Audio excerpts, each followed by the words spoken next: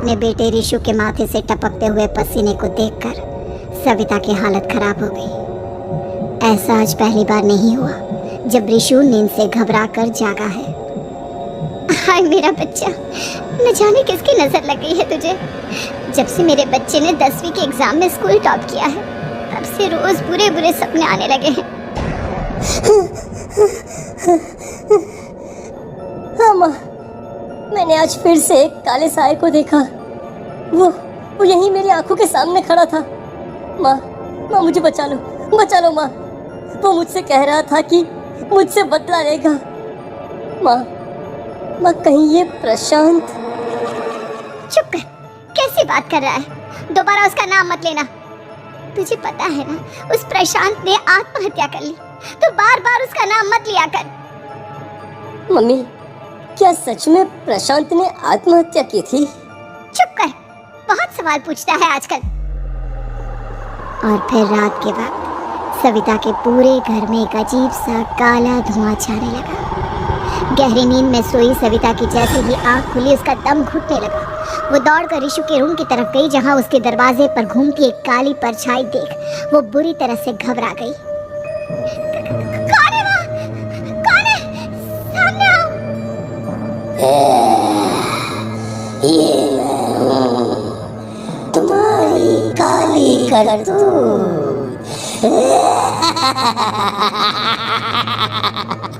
और अब मैं तुम्हारे बेटे को ले जाने आया हूँ।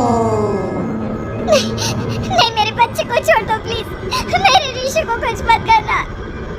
वो परछाई रिशु के कमरे में घुस जाती है।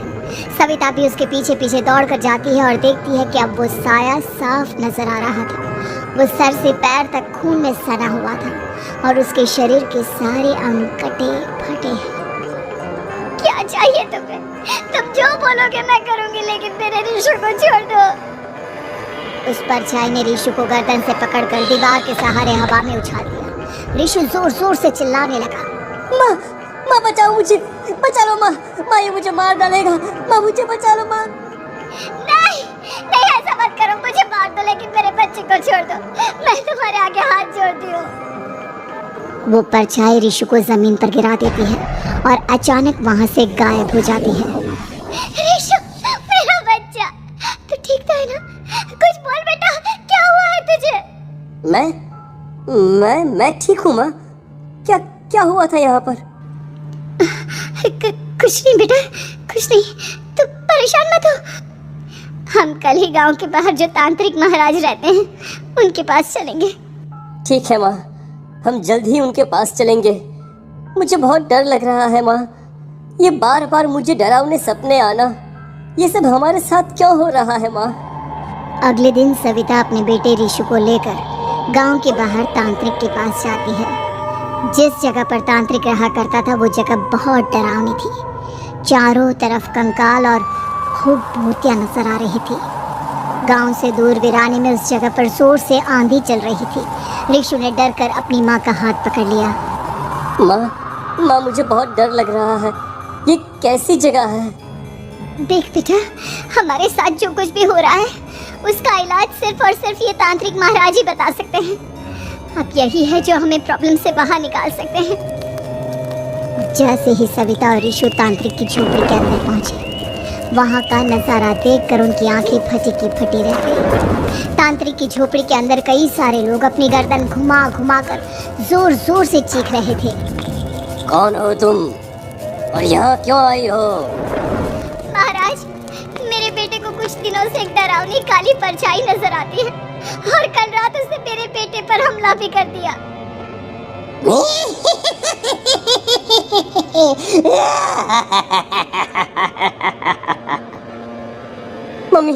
मम्मी हमें यहाँ से चलना चाहिए। ये जगह मुझे ठीक नहीं लगती। नहीं बेटा, ऐसा नहीं कहते। रुक जाओ, 2 मिनट के लिए रुक जाओ। क्या कहा? काली परछाई? तुम्हारे बेटे पर किसी काली परछाई ने हमला किया? हाँ महाराज, वो कह रही थी कि वो मेरे बेटे को कुछ कर देगी। कोई उपाय बताइए महाराज, मेरे बेटे के साथ कुछ गलत नहीं होना चाहिए। तुमने किसी दूसरे के साथ गलत किया है। तो तुम्हारे साथ भी गलत होकर ही रहेगा।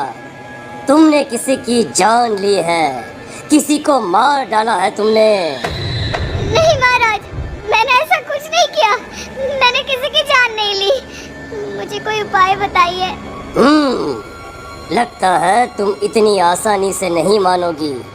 मैं तुम्हें अभी उस काली परछाई से मिलवा देता हूँ और वही सारा सच तुम्हारे सामने लेकर आएगा। सविता और ऋषु ने डर के मारे अपनी आंखें बंद कर ली।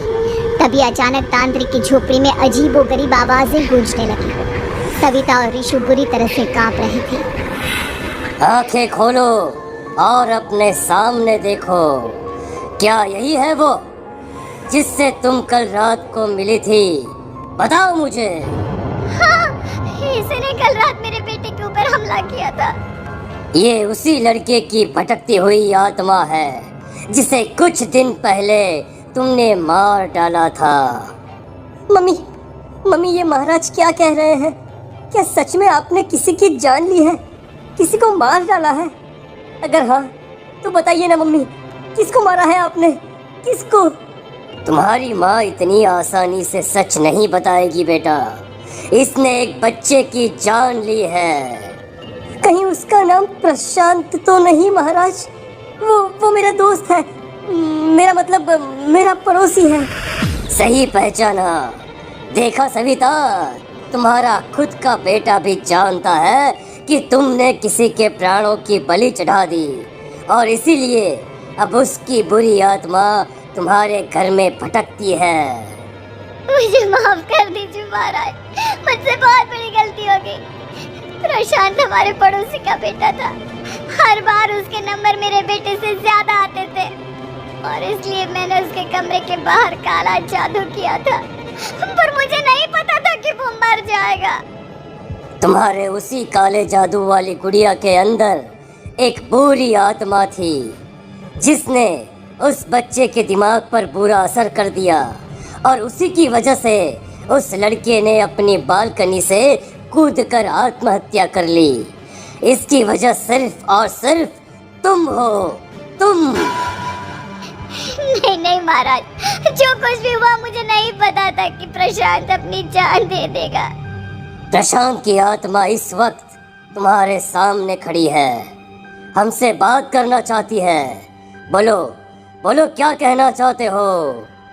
मैं जीना चाहता था, बड़ा होकर कुछ बनना चाहता था।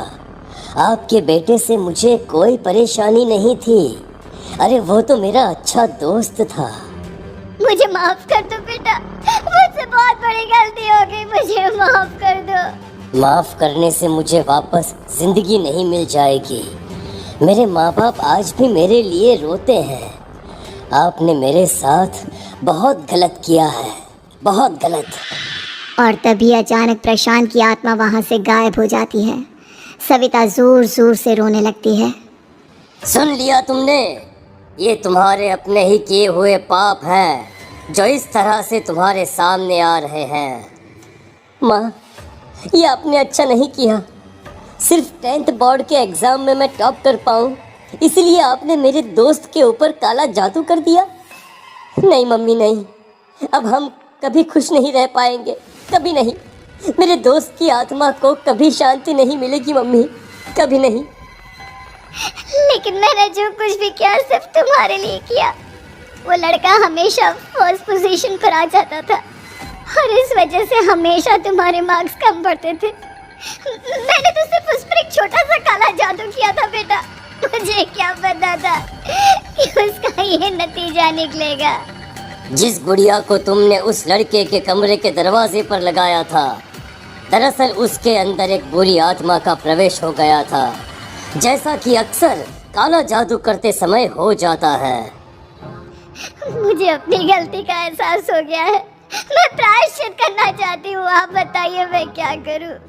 प्रशांत के घर जाकर उस काली गुड़िया को वहाँ से निकालकर यहाँ लेकर आओ। मैं उसे आग में जलाकर राख कर दूंगा और उसके बाद प्रशांत की आत्मा को हमेशा के लिए मुक्ति मिल जाएगी। अगली रात सविता चुपचाप अपने पड़ोसी प्रशांत के घर जाती है। प्रशांत के माँ बाप प्रशांत की मौत के बाद उस घर को छोड़कर हमेशा के लिए वहाँ से चले गए थे। जैसे ही सविता उस घर के अंदर कदम रखती है, उसका सामना अजीबोगरीब हैवानियत से भरी आवाज़ों से होने लगता है। ऐसा लग रहा था जैसे कोई बुरी तरह से चीख रहा। सविता जैसे ही प्रशांत के कमरे के बाहर पहुंचती है, वहाँ पर लटकी हुई गुड़िया के शरीर से खून टपकने लगता है। ये क्या हो रहा है? इस गुड़िया के शरीर से खून क्यों टपक रहा है? सविता हिम्मत करते हुए उस गुड़िया को वहाँ से उतारने की कोशिश करती है, लेकिन तभी अचानक से बहुत भयानक दिखने वाली औरत उसकी आंखों के सामने आकर खड़ी हो जाती है। मैं यहाँ से कहीं नहीं जाऊंगी, और अगर तूने मुझे यहाँ से हटाने की कोशिश की तो मार डालूंगी मैं तुझे। नहीं, मुझे तुम्हें यहाँ से ले जाना ही होगा, नहीं तो मेरा बेटा, उसकी जान को खतरा है। मैं तुम्हें नहीं छोड़ सकती। अगर तुम्हारे अंदर हिम्मत है तो मुझे इस घर से बाहर ले जाकर दिखाओ। और ऐसा कहकर वो औरत सविता के ऊपर हमला कर देती है और उसे हवा में उछाल उछाल कर जमीन पर पटकती है। लेकिन तभी अचानक मौका देखकर सविता अपने हाथ में ली हुई सुई उसके हाथ में चुभो देती है। हाथ में सुई लगते ही वो औरत जमीन पर तड़पने लगती है। ये क्या किया तूने? ये क्या कर दिया? तुझे ऐसा नहीं करना चाहिए था। तांत्रिक ने मुझे कहा था कि तुझसे जीतने का सिर्फ यही एक तरीका है जिससे मैं अपने पापों का प्रायश्चित कर सकती हूँ और अपने बेटे की जान बचा सकती हूँ। और उसके बाद वो डरावनी दिखने वाली औरत एक छोटी सी जादुई गुड़िया में तब्दील हो गई और सविता ने उसे ले जाकर तांत्रिक को दे दिया।